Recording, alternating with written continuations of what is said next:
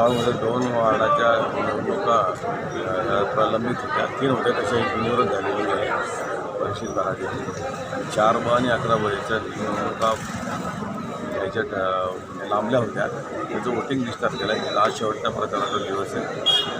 आणि या 11 ब बंद उभे आहेत. त्यांच्या प्रचारासाठी आता आम्ही सगळे आज एक रॅली काढतो या वार्डात आणि आम्हाला अपेक्षा आहे की ते 100% निवडून येतील. आमच्याचं बहुमतही येत आहे. आमचे नगराध्यक्षही बसणार आहे, याच्यात काही शंका नाही.